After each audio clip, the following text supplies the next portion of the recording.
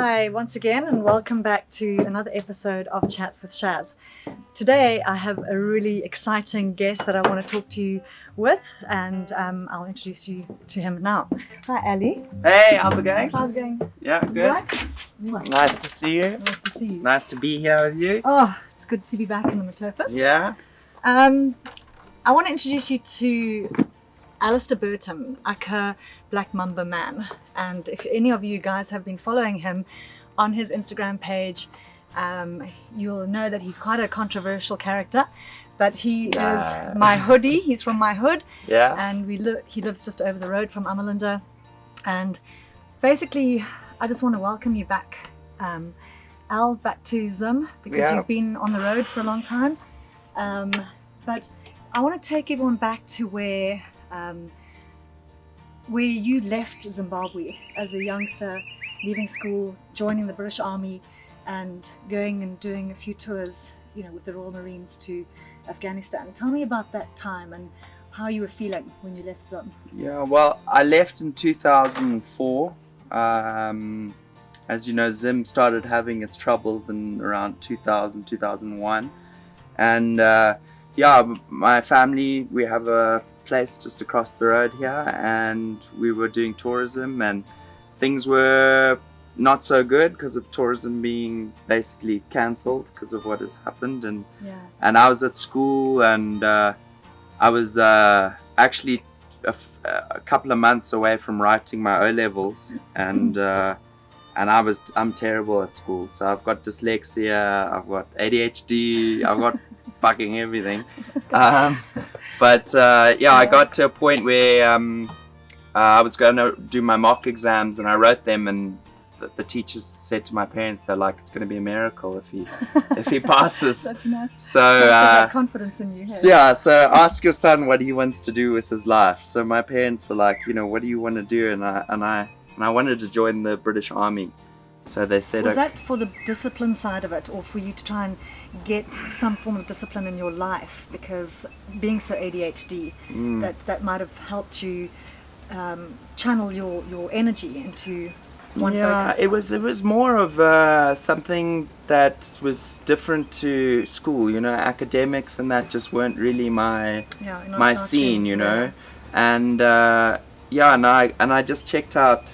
The way I learnt about it was my friend had this tape that he played, and it was for an Army Foundation college, and it said, come to the college, you can learn map reading and learn all these different skills, and you get paid. So I was like, this sounds like a good deal, so I was like, no, that's what I want to do. So I left Zim. My parents took me to the UK, and they didn't have any intakes for this college, but the army were accepting, and the navy. So I ended up going into the Royal Marines, because when I went to the careers office, they said a lot of Zimbabweans and South Africans make good soldiers, and I think that's really also due to the discipline that we have going to school here in Zimbabwe. That really actually set me up for a lot of things, because in Zim, you're naughty and whatever, you get beaten, so that for me was the worst. Waiting to get beaten was probably the worst thing. So they said, as opposed to actually getting the beating. Yeah, exactly. Waiting to get beaten was the big mountain to climb. But they said, if you come to the Marines, you're not going to get beaten, you're just going to do press-ups till your eyes bleed. So I would rather do the press-ups. So just for our listeners' sake, and people who are watching us, when you were in Afghanistan, you started using music as a way to express yourself, but also as probably a stress reliever. And that's when you started taking up, you taught yourself how to use the guitar and how to sing, right? Yeah, I started I actually had a PlayStation, and my friend had a guitar, and I didn't really play the PlayStation, and he wanted the PlayStation. So, we made a swap, and then I started playing guitar, and then I just started watching some YouTube tutorials and just kind of learning, and And then I started writing my own songs because I like being a clown, So I would write funny songs about the military, and all the lads would just enjoy the tunes. So then I just continued doing it. And so there's the song that you wrote, which got you your namesake, Black Mamba Man. Oh, okay. Black Mamba Boy. Just give us a little intro, just to hear what that sounds like. Well, the song that I wrote, because I imitate a lot of demographics here in Zim, so I do coloured, local black accent, the hardcore Rhodesian style, so I just like play on those characters, and which is great because it just makes it more wholesome and about what our history was about. I like whether it's a checkered past or whether it's a rainbow nation, it's exactly. It brings all that back to life. Yeah, and it comes, because everyone's got their quirks, so I just like to expose those sides. But Black Mamba Boy is just like, you have these bush stories, and in Africa you hear of these stories, and sometimes they're a bit like far out. So I decided to write a song that was really far out, and I can give you the first part of it. Yeah, I'm sure our listeners will be happy to hear a bit of swearing and everything. This is called Black Mamba Boy. I'll pour us coffee in the meantime. This is a story which I know going to think is bullshit, but I swear I heard it from a guy who heard it from another guy who was now drunk at the time. So Zwana Pela. Once upon a time, a young boy was left for dead at the Cross Mabale 10 of Baiwange, as the family could not raise the youngster as things in Zimbabwe were now a struggle. As the young boy left the bus station, crying into the night, a 3-meter black mamba slithered on his position. Inspecting the young boy, the black mamba did not strike or bite him, but took him in as one of its own. The young boy was raised in an ant mound where he was feeding on rodents and small termites. Cause lucky for the young boy, he was found. He spent 7 years in a small ant mound. He bought the mother Black Mamba so much joy. He grew up to be known as Black Mamba Boy.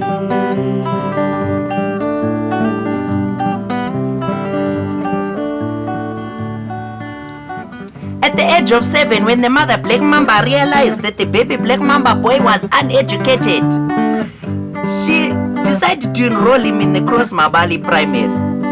But baby Black Mamba did not enjoy the school, as the other kids did not want to play with him, as he was constantly biting the ankles and calves of the other kids.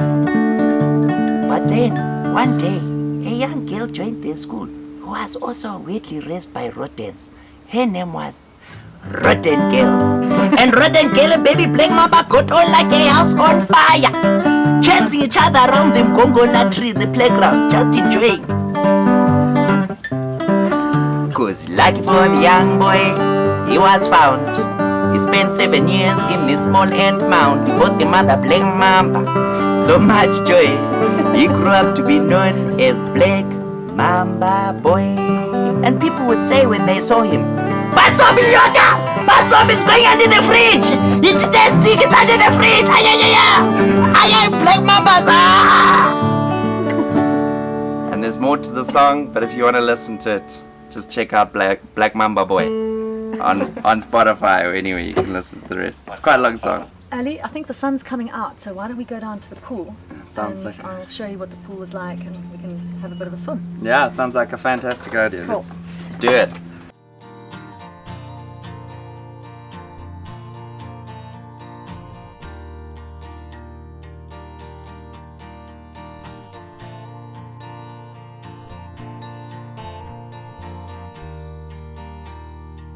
So I think we'll just carry on having a chat out here by the pool, Ali, because it's nice. This is a nice location. Yeah, so take a seat.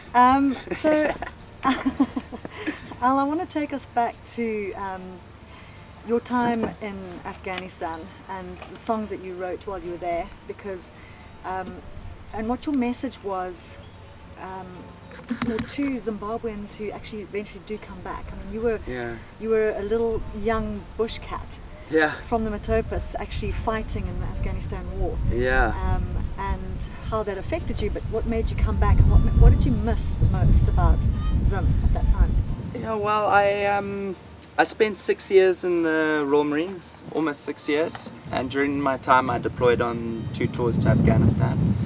And yeah, the 2 tours I went on, they were pretty cheeky. They were quite intense. And yeah, after doing my second tour, I decided to come back to Zim because you do 4.5 years, and then after that you can put a year's notice to leave. So I thought, you know what, I've already done 2 tours. I don't really know if I want to continue that, because you sign up for 22 years. So I just thought, you know, let me come back to Zim. And I'm from the bush, you know, I grew up here, and I really love Zim. Zim has a special charm, you know, it has a special vibe, a special mood here, and it's nothing like anywhere else in the world. I feel more free here as a person, not just because of the nature, but just because of the way people operate here in Zim, you know, and I'm better suited here because I'm from the bush. I love this kind of environment, and for me to come back and to start something was a lot easier than trying to get something going in the UK or something, and it's more exciting. Life here is exciting, you know. You never know what's going to happen. You wake up in the morning and, you know, you're driving to town, you might see some rhinos crossing the road, or you never know what you're going to see here. And the people in Zim are really friendly and hospitable. Yes, even like the police now, you know, it's just like people are. It's not a bad place to be, you know.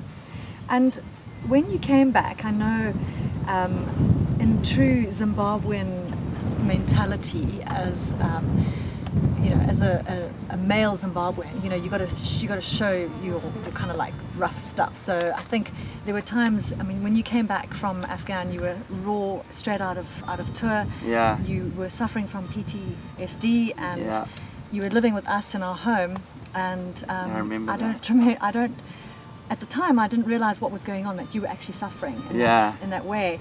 But when you were going out at night, the Zimbabwean boys would try and attack you, or trying to like come on to you and say like, let's have a bravado fight, and you were like, hey, I've seen enough, I've done enough, I don't need this. But they really wanted to challenge you. It's a weird thing. I don't understand why, but I think certain people, I think it's these kind of alpha males who kind of get threatened because they think, oh well, who's this oak? You know, he was in the Royal Marines, and you know, they try and try and test you and that, you know. Which is probably the worst decision they ever made. Because I recall one day you came home with a bit of a blood nose, but I think you got off lightly amongst those other 4. Who you sorted out. Actually we got arrested and everything. Got in a big fight in the bar, and the police came and arrested me and arrested these other 4 guys which were quite older than me. And I was we were all outside, and I had blood all over me, and the police started shouting at them, saying, why are you 4 boys hitting this young guy? But in terms of your mind, I mean, that must have been like, what the hell? Like, I've just been, you guys don't know what I've just seen over in Afghanistan, and I've got to come back here and deal with you guys, you know, just because you've got alpha egos or male egos. People don't understand, you know. But during that time, I was kind of a bit off the rails, to be honest. Like, I was really like out there. I mean, remember when I was at your house and I woke you up and I was like, there's someone in the garden, someone in the garden. Where's your gun? And I got your handgun. You gave me your handgun, and I'm like going around the garden. And I just peeped out the window, and there you were, like stealth-like mode with my 9mm going through the garden. Going through your succulents. Hey, what's there? And that was just a moment of PTSD. Just a moment of paranoia. I still get it now. Like, I still have paranoia, and But you've turned to your at music night. a lot more to express that, right? Music has helped me heal a lot, you know, because really I'm just expressing what's coming from me, you know. So it's not I'm not trying to, I don't know, sometimes it's like crying, you know. Not many people, especially amongst men, it's a bit of a thing, don't cry, because you know, it's not what guys do, you know. But as humans, we need to express those things, you know. We need to get out some of the pain and the stuff we have inside. Even as a woman, I still sit in the shower and cry and stamp my feet. It's good to have a cry. It actually sorts shit out, you know. Sometimes you just like, and then afterwards it's like when you're a kid, you know. You have a little tantrum. And fuck COVID. So you talk about COVID, and this is where we are right now in Zimbabwe, and everyone is in lockdown around the world, and we happen to be in this most beautiful space, fresh air, and that's something that talks to you a lot as well, is your passion for wildlife and your passion for nature. Yes. So you've written some songs, and you've one recently that I've written a song called Human Tide. I'll play it for you. But yeah, you know, you really come to a deeper appreciation. Well, I have personally, like traveling around the world for the last 2 years. I've just seen that there's not many places like this in the world. This is actually I grow up here and I kind of like take it for granted, you know. But when you actually go out and you come back here, you realize how important these areas are, you know, and they're healing. They heal you because very soulful. It's nature in its rawest form, and you come out here, you're not the dominant species, you know. You can, if you're in Wangi, you're lying at night and there's lions roaring and everything, you know. You think, geez, I'm out of my depth here, but it gives you a great appreciation for where you actually stand things, you know. So we need that. I think everybody needs that, and especially everyone now listening to this needs to have an idea of where they want to travel to next, and they're ready to travel, you know. Well, if you're thinking of traveling, I would definitely recommend coming to Zimbabwe, because it's really unspoiled by a lot of the world. You come here, it's like going back in time a little bit. It is. But this is what this song's about. It's called Human Tide, and it's about the tide that's coming in, and it's the human race, the overpopulation, and how it's affecting our wild areas and nature as a whole. So here we go. This is Human Tide.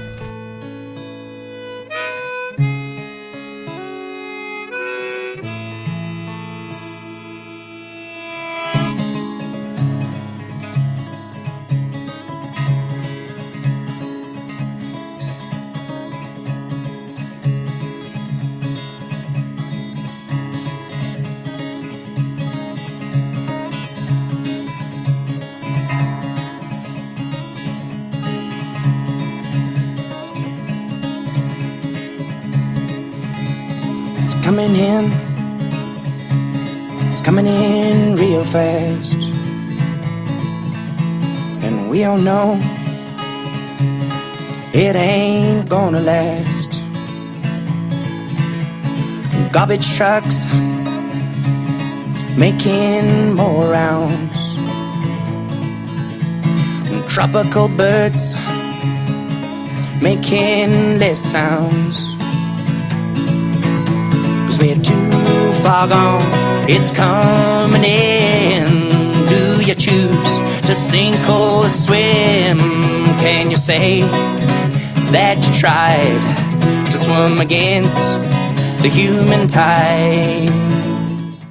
So, Al, you know, you were out of the country, and I want to know what your message is to other kids who or lighties who've left Zimbabwe. What is your message to them to come back? Well, I made a decision to come back because, you know, I just managed to get around to some places, and I really found that I really just love being in Zim. Like, it really grounds me being here, being out in nature. I was in lockdown in Portugal, and I'd rather be locked down here in Zimbabwe in this environment than be locked down over there. So I would say to anyone who's thinking of coming back to Zim, now is a good time. Zimbabwe is really changed and things are looking good, and there's a lot of opportunity here to get involved and actually to live this kind of lifestyle out here in the bush, and just to live a bit more of a free and enjoyable life. So I'd say, and rebuild our country. And rebuild the country. You know, the more with the youth and energy, and we need that here, you know, and I just think if we just had more people come back, you know, safety in numbers, the more of us come back, you know, the better things will become. So come back, we're waiting. And just before we finish off, I noticed you have a massive nyami nyami. Yes. And nyami nyami is the river god of Kariba. It's like the god of Kariba. Always when we're out there fishing, you always got to toast the nyami nyami gods with your beer in the morning first before you're going to catch a fish. Yeah. So why your nyami nyami? What does it mean to you? Well, this is something that really represents being Zimbabwean, I think, would be a big thing. Just like the copper bracelets, you know, you don't find this anywhere else in the world, and it's half snake, half fish, and it protects you in water, so you can go swimming in the rapids. I wouldn't suggest it, but you know, fox won't eat you with a nyami nyami on your neck. But yeah, it's a special. It symbolizes a lot, you know, about Zimbabwe and the history and here ethos, and our ethos. It's really, that's why I wear it. I got this one is made out of bone, and it's beautiful. I love it. So follow Alistar on his Instagram pages, his Spotify. We're going to do a lot more work with Alistar going forward in terms of having gigs out here in Matopus as well at Amalinda Lodge and in Wangi. And Alistar, we wish you all the best. Yeah. And maybe tell everybody where to find you. Yeah, thanks. You can find, if you type in Black Mamba Man on Spotify, iTunes, Apple Music, basically all streaming and downloading stores online. And then I have a YouTube channel and also my Facebook and Instagram. You can find me there. But only do it if you're up for something really wild, something very different, because that's Ali. Yeah, don't make sure the kids are gone to bed. Unless you want to teach them some life skills. Thanks, Al. Cool. Thanks for having me. Awesome. And follow us on my YouTube channel, Sharon Stead Chats with Shaz, and all of our websites, Instagram, with Amalinda Safari Collection.